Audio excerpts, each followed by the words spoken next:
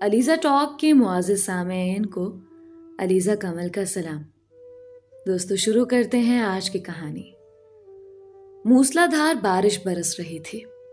مٹی کی سوندھی سوندھی خوشبو چاروں جانب پھیل رہی تھی۔ اس خوشبو میں ایک اور خوشبو بھی رچ بس رہی تھی۔ وہ پکوڑوں کی اشتہا انگیز خوشبو تھی۔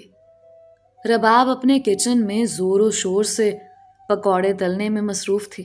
بارش کی پہلی بوند کے ساتھ ہی اس کے اندر سموسے پکوڑے کھانے کی خواہش جاگ جاتی تھی اور وہ ذرا بھی سستی نہ کرتے۔ اب بھی سارے گھر والے انتظار کر رہے تھے کہ کب وہ ہمیشہ کی طرح چائے کے ساتھ لوازمات لے کر کچن سے باہر نکلے۔ اتنے میں حیدر کھلے دروازے سے اندر داخل ہوا۔ اس نے بارش سے بچنے کے لیے سر پر اپنی کتاب کو پکڑ رکھا تھا، مگر اس کے باوجود پوری طرح گیلا تھا۔ کتاب نے بھلا بارش کو کس طرح روکنا تھا؟ بھیگا مرغا بنے وہ صحن میں سے گزر کر اندر جانے لگا تو اس کے کانوں میں ایک سریلا سا کہکا گونجا۔ لگتا ہے کار واش کراتے ہوئے گاڑی سے باہر نکلنا بھول گئے تھے، یا پھر تمہارے پروفیسر نے تمہاری سچی والی دھلائی کر دی ہے آج۔ وہ جو تیزی سے اپنے کمرے کی جانب بڑھا جا رہا تھا، اسے اپنے پیچھے رباب کی آواز سنائی دی۔ یقیناً وہ اس کا مذاق اڑا رہی تھی۔ وہ تل ملا کر پلٹا۔ کڑھائی میں سے نظر اٹھا کر باہر دیکھو، بارش ہو رہی ہے، اسی میں بھیگ کر آ رہا ہوں۔ تم بھی ذرا باہر نکلو، پتہ لگ جائے گا۔ جب سے BA کا امتحان پاس کیا ہے چولہے کے آگے ہی کھڑی ہو، تم کیا جانو باہر کی دنیا کیا ہے؟ حیدر نے اس کی دکھتی رگ پر پاؤں رکھا۔ وہ جانتا تھا رباب پڑھائی کی کتنی شوقین ہے، مگر بڑے ابا نے اسے BA کے بعد آگے پڑھنے کی اجازت ہی نہ دی۔ سو اس نے بھی چپ چاپ دل پر پتھر رکھا اور گھر کے تمام کاموں کی ذمہ داری اٹھا لی۔ میرے بجائے تم جو پڑھ رہے ہو کافی نہیں ہے؟ دیکھ لیتے ہیں تم کون سا چاند چڑھاتے ہو۔ حیدر نے اس کے تاثرات سے جان لیا کہ اس کا وار کارگر رہا ہے، اس لیے مسکراتا ہوا پلٹ گیا۔ اپنے گندے جوتے باہر اتارو، میں نے ابھی گھر کی صفائی کی ہے۔ اسے اپنے پیچھے رباب کی چیخ سنائی دی، مگر وہ سنی انسنی کرتا ہوا آگے بڑھ گیا۔ بدتمیز کہیں کا، مجھے گھر کے کام کاج کرنے کا تانا دے رہا تھا، اب دیکھتی ہوں میرے پکوڑے کیسے کھاتا ہے۔ رباب حیدر کی چچا کی بیٹی تھی۔ حیدر کے بابا اور رباب کے ابو دونوں ہی ساتھ رہتے تھے۔ جوائنٹ فیملی سسٹم میں پلنے بڑھنے کی وجہ سے بجائے اس کے کہ حیدر اور رباب کے درمیان انڈرسٹینڈنگ پیدا ہوتی، دونوں ہر وقت ایک دوسرے کے پیچھے ہی پڑے رہتے۔ جب بھی بولتے ایک دوسرے کے ساتھ یوں بولتے گویا زباں پر کانٹے آ گئے ہوں۔ حیدر کی امی جب جب ان دونوں کو آپس میں لڑتے ہوئے دیکھتی بولنے لگ جاتی کہ اللہ جانے ان دونوں بچوں کو کیا ہوا ہے، گھر میں دوسرے بچے بھی تو ہیں، مجال ہے کبھی ایک دوسرے کے ساتھ اس طرح لڑے ہوں جیسے یہ دونوں لڑتے ہیں، خدا واسطے کا بیر رکھتے ہیں ایک دوسرے کے لیے۔ رباب کی والدہ تو اس کے بچپن میں ہی فوت ہو گئی تھی، اسے حیدر کی امی نے ہی پالا تھا، اس لیے رباب کے متعلق سارے فیصلے بھی وہی کرتی تھی، مگر آفرین تھی ان پر۔ دیورانی کی بیٹی کو بھی سگی ماں کی طرح پیار دیا تھا انہوں نے۔ رباب جیسے ہی پکوڑے تل کر کچن سے باہر نکلی، سامنے ہی لاؤنج میں سب گھر والوں کے ساتھ حیدر بھی بیٹھا نظر آیا۔ چائے اور پکوڑے ٹیبل پر رکھتے ہوئے رباب نے پوری کوشش کی کہ وہ پکوڑوں کی پلیٹ حیدر سے دور ہی رکھے، مگر وہ بھی اپنے نام کا استاد تھا۔ کہنے لگا، امی بہت زور سے بھوک لگی ہے یار، آج تو یونیورسٹی میں بھی کچھ نہیں کھایا تھا، ذرا یہ پکوڑے تو دیجیے گا۔ امی تو واری صدقے ہونے لگی اور رباب جل بھن گئی، مگر اس کی تائے جان موجود تھی، وہ کچھ کہہ بھی نہیں سکتی تھی۔ خاموشی سے جی جلاتی ہوئی چائے پینے لگی۔ سبھی تعریف کر رہے تھے کہ اس نے بہت اچھے پکوڑے بنائے ہیں۔ بارش تھم چکی تھی۔ اگلے ہی دن رباب نے گھر میں غیر معمولی چہل پہل محسوس کی۔ اسلام آباد والی خالہ جو آ رہی تھی، مگر رباب کو سمجھ نہ آیا، وہ تو ہمیشہ تب ہی آتی تھی جب چھٹیاں ہوتی تھیں، اب یہ بارشوں کے مہینے میں وہ کیوں آ رہی تھی؟ تائی جان بھی آئے روز بازاروں کے چکر لگا رہی تھی۔ जब भी वो देखती, अब्बा, बड़े अब्बा और ताई जान सर जोड़े आपस में कोई बात कर रहे होते, लेकिन जो ही वो पास जाती दोनों खामोश हो जाते। उसकी समझ ना आ रही थी कि आखिर ये घर में चल क्या रहा है। एक दो बार तो उसने हैदर को भी उन दोनों के साथ सर जोड़कर बातें करते हुए देखा। उसे देखकर वो हमेशा की तरह मुस्कुराया था। मुझे जलाता रहता है कि मैं अपने माँ बाप का कितना लाडला हूं, इसीलिए तो वो उसे साथ बिठाकर सारे अहम मामलात डिस्कस करते हैं। काश मेरी भी अम्मा जिंदा होती, मैं भी उनसे बैठकर अपने दिल की बातें करती। वो बिला वजह ही जज्बाती होने लगी, हालांकि जानती थी कि ताई अम्मा उसे बिल्कुल सगी माँ की तरह मोहब्बत करती हैं। खाला जान आ गई थी, घर में खूब रौनक लग गई। सारे कजन्स रात देर तक जागते रहे। ऐसे ही एक दिन जब वो अपने कमरे में कपड़े इस्त्री कर रही थी, खाला जान आ गई। अरे चलो भाई, तुम यहाँ बैठी हो, वहां तुम्हारे मुतालिक बड़े बड़े फैसले हो गए।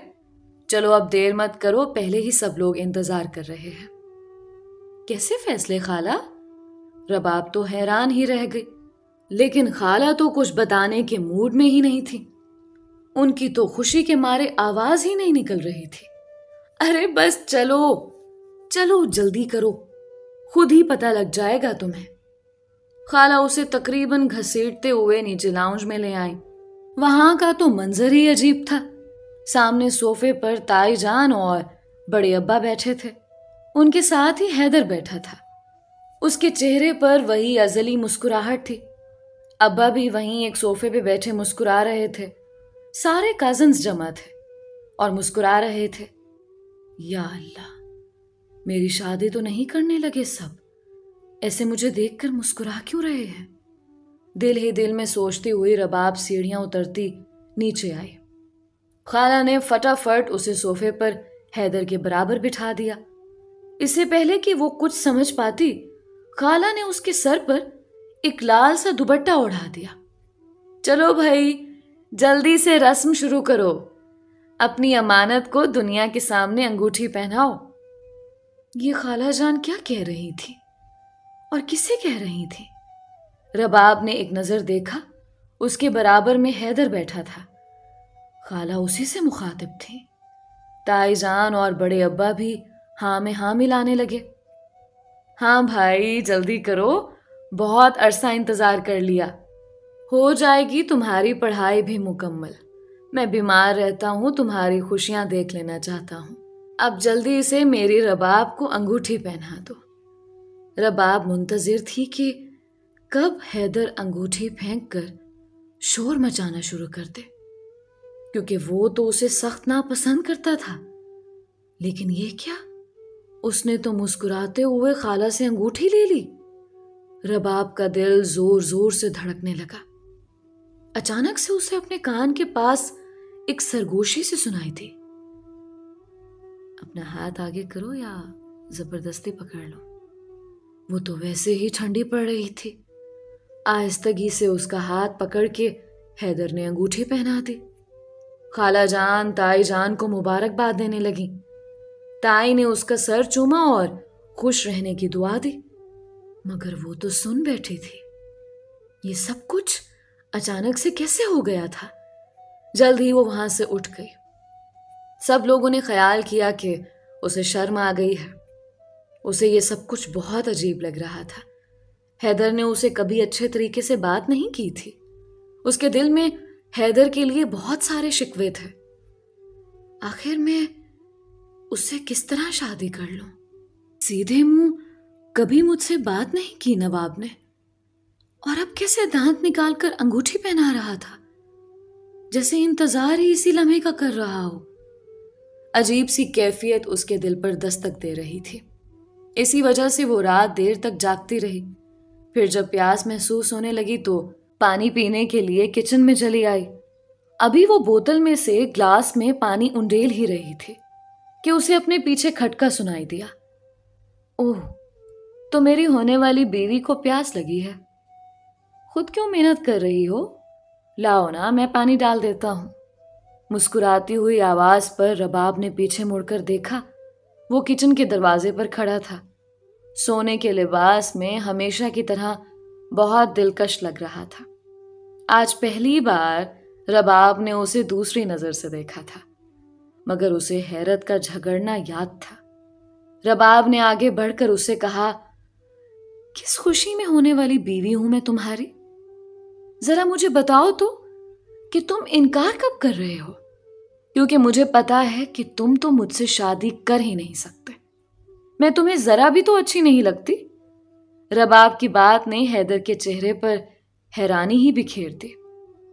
ارے یہ تمہیں کس نے کہا کہ تم مجھے اچھی نہیں لگتی؟ تم میری بچپن کی منگیتر ہو اور میں ہمیشہ سے تمہیں چاہتا ہوں۔ بس وہ تو تمہیں چھیڑنے کے لیے ہمیشہ ضد کیے رکھتا تھا، اور وہ تو آگے بھی کرتا رہوں گا، کیونکہ جب تک تم سے لڑائی نہ کر لوں میرا تو دن ہی نہیں گزرتا یار۔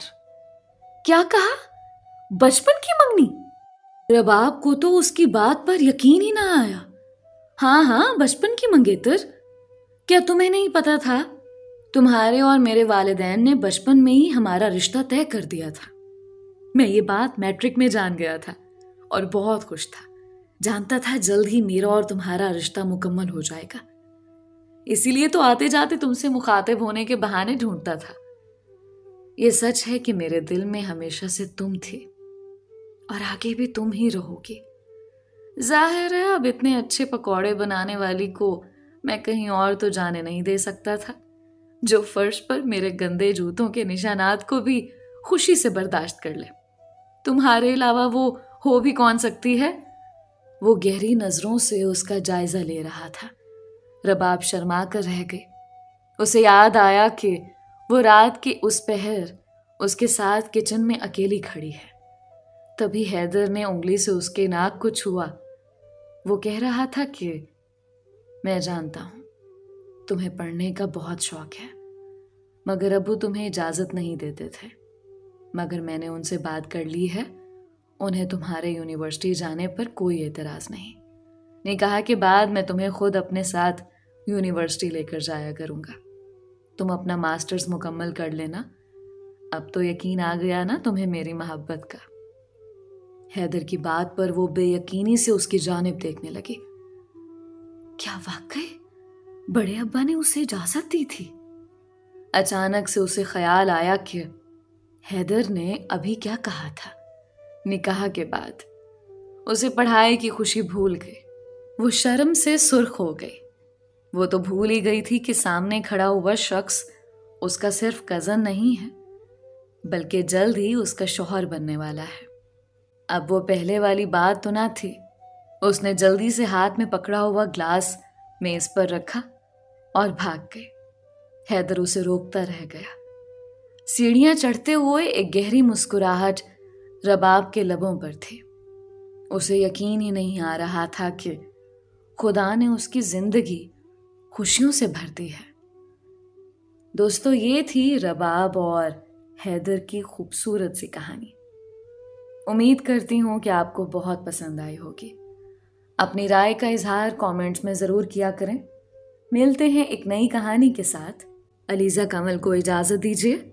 اللہ ہمارا حامی و ناصر رہے۔